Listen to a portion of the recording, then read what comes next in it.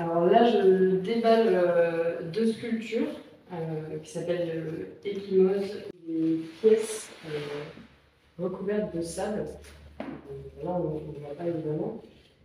En fait, c'est dans la pratique qui tourne beaucoup autour de l'imaginaire.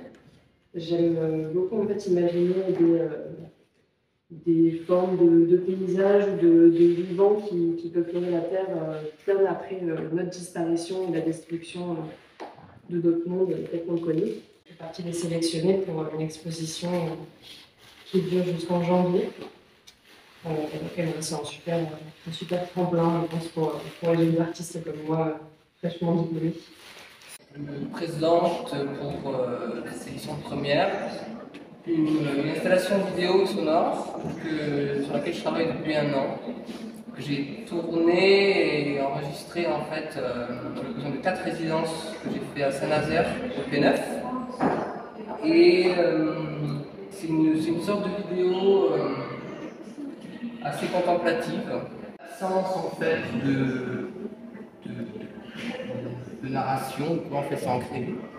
Et donc des espèces de micro-apparitions en fait sont des péripéties de ce paysage en mouvement, assez pictural. Voilà. Le but du jeu c'est de se poser devant et de regarder.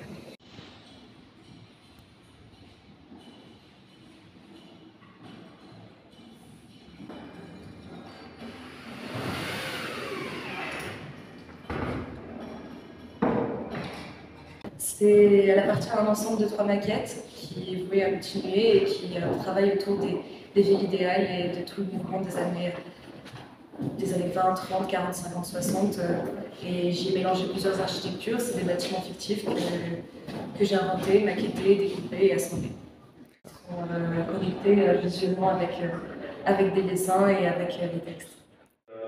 Là, je suis en train d'assembler une pièce qui s'appelle Les yeux dans le vent, qui est en fait un siège qui sert de girouette. Donc on s'assoit dessus avec le vent, le siège pivote en fonction du sens du vent. Donc là je fais l'assise qui sert à faire pivoter le siège, voilà, même les pieds d'ailleurs. Et donc c'est un peu la galère parce qu'à chaque fois il y a un ordre de montage que je galère un peu à trouver, mais ça finit toujours par fonctionner à un moment. C'est de la patience et de la persévérance.